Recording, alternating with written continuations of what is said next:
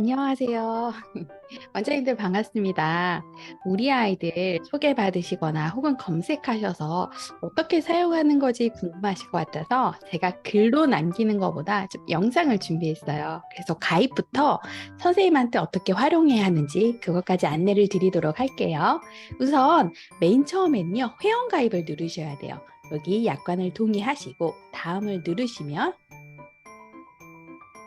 자, 일반 회원이 있고 기관 회원이 있습니다. 원장님의 경우에는 기관 회원인데요. 이렇게 설정을 하고 본인 인증하기를 누르지만 여기서 본인 인증이 마치면 다시 이 마크가 일반 회원으로 세팅이 되어 있을 거예요. 그래서 본인 인증 후 기관 회원으로 가입을 하시고 이메일, 비밀번호 하고 회원 가입을 하시면 기관 회원으로 회원 가입이 되는 거예요.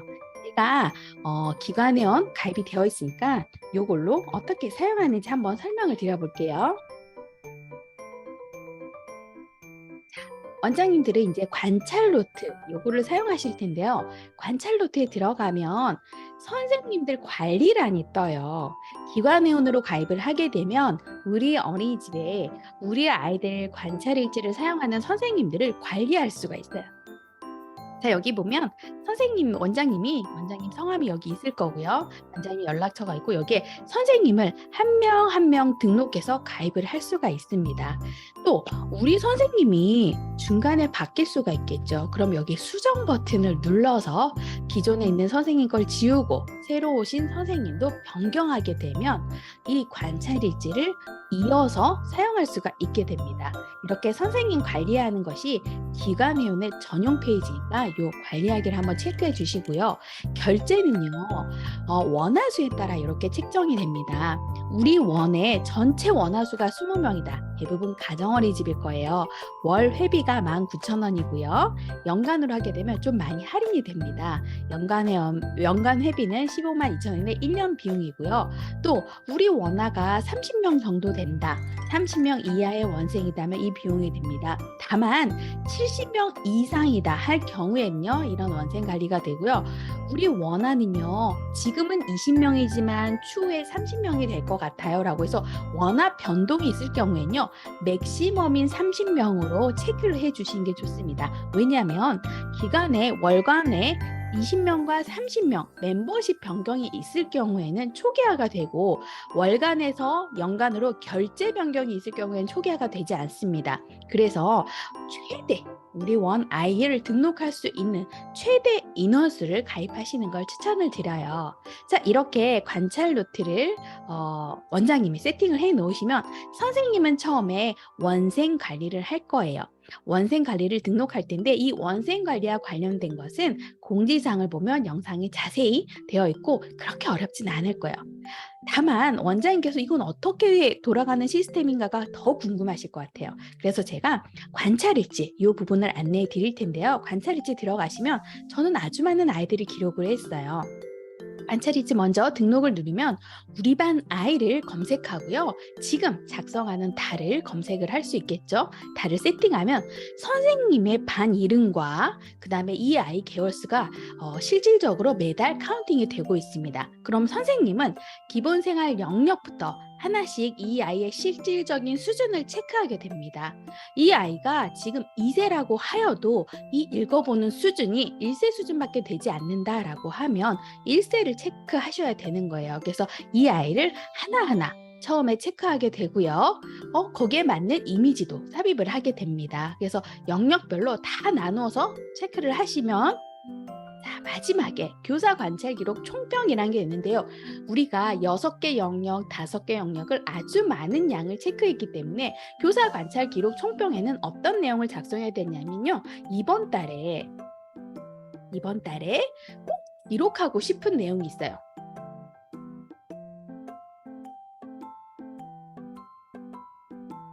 원장님 생각에서는 이번 달에 우리 아이 기록해야 될 내용이 뭐가 있을까요? 아마 등원길 힘들었다든지 혹은 결석을 장시간 했다든지 혹은 아이의 입맛이 좀 변했다든지 다양한 이 아이의 한 달 동안 기록 중에 좀 변화되는 내용이 있겠죠. 그거를 한 줄, 두 줄 정도 작성하고 저장을 하면 되는 겁니다. 그러면 선생님이 아이들의 관찰 기록을 한 것을 매달 이렇게 체크할 수 있는데요. 첫 번째 달은 이렇게 꼼꼼히 체크하고요. 두 번째 달은 제가 3월 달에 체크하였고, 두 번째 달은 3월 달 거를 예시를 들면, 두 번째 달은 이제 복사를 하시면 돼요. 복사를 하게 되면 3월에 체크한 거를 이제 4월로 달만 변경하고 쭉 읽어보고, 이 아이의 기본생활 영역에서 이 부분은 조금 변화되었구나. 실질적으로 영역 중에 가장 많이 변화되는 부분도 있을 거고요. 적게 변화되는 부분도 있을 거예요. 이 안의 내용은 기본적으로 표준보육 과정 안에 있는 범주, 그 내용, 수준별로 다 기록을 했기 때문에 선생님이 실질적으로 작성하는 내용과 일치할 거예요. 그래서 이렇게 매달 복사를 하고 그 달에 이번 달에 해당되는 것을 변경된 거. 자, 그럼 예를 들면 어떤 아이 경우에는요, 의사소통 영역이 어느 달에 기하급수적으로 성장을 할 수가 있기도 할 거고요.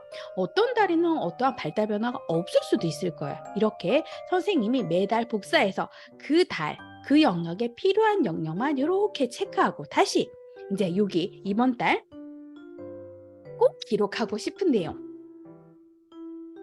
그거 싶은 내용을 하고 저장을 하면 이제 이번 달은 저번 달에 꼼꼼히 아이를 진단해서 기록을 했기 때문에 이번 달은 아주 간단하게 관찰 기록을 마치게 됩니다. 자, 이렇게 저장을 하게 되면 선생님은 매달 누적된 시스템을 이용해서 발달 변화를 볼 수가 있어요. 자, 발달 변화는 어디서 오냐? 여기 통계 그래프에서 볼 텐데요.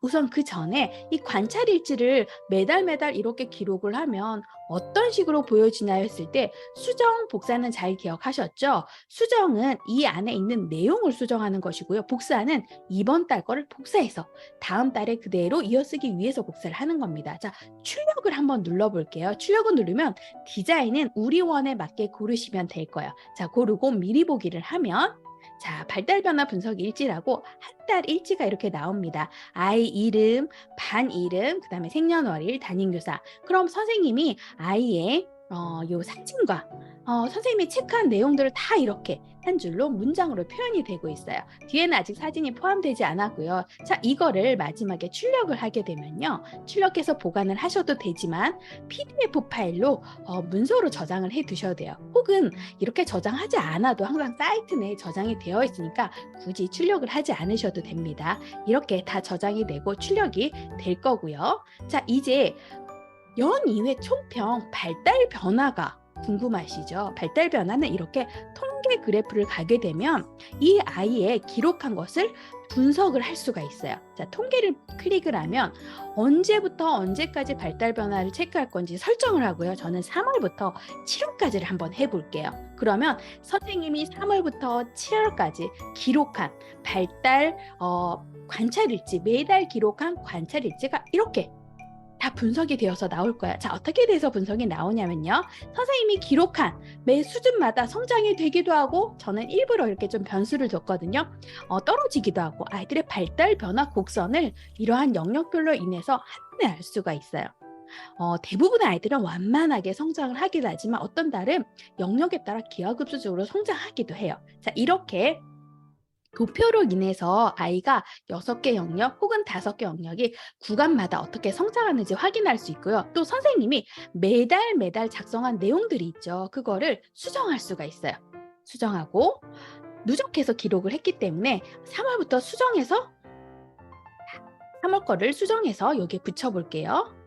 자, 3월 거를 붙이고 7월, 8월 이렇게 붙이면 요거를 어느 정도 학기초 안에 내용, 문장과 반복되는 내용들을 조금 수정을 하게 되면요. 이게 선생님의 1학기 총평이 되는 거예요. 여기 안에 아예 발달 변화가 다 들어가 있고 보육과정 영역대로 다 이렇게 체크를 했기 때문에 선생님의 연의의 총평이 이렇게 되고요. 또 더 중요한 것은 아이들의 사진이 그대로 불러와져서 지금은 제가 6개월로 분석을 했지만 3개월을 하든지 1년을 하든지 거기에 맞게 이렇게 한 페이지로 출력이 되고요. 프린트를 한번 눌러볼게요. 자, 프린트를 눌러보게 되면요.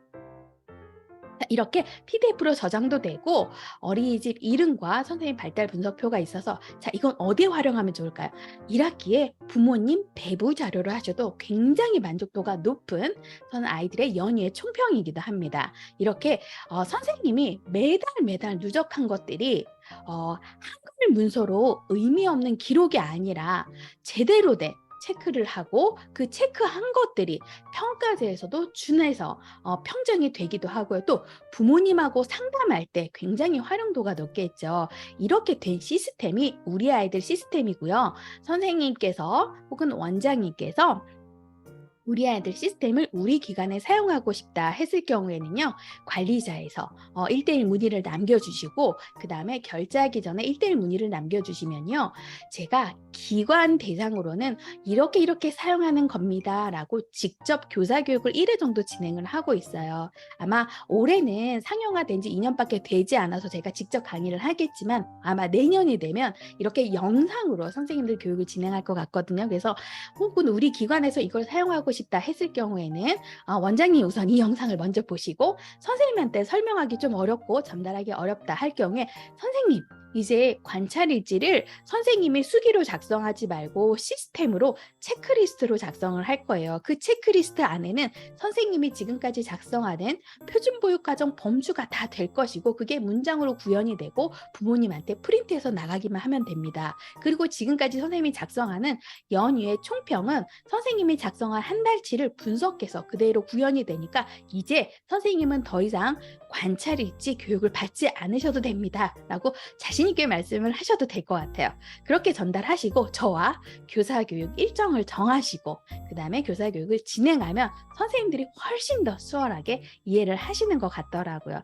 처음 우리 아이들을 사용하실 때 이게 어떤 도구인가 궁금하시는 원장님들을 위해서 제가 짧게 영상을 남겼습니다.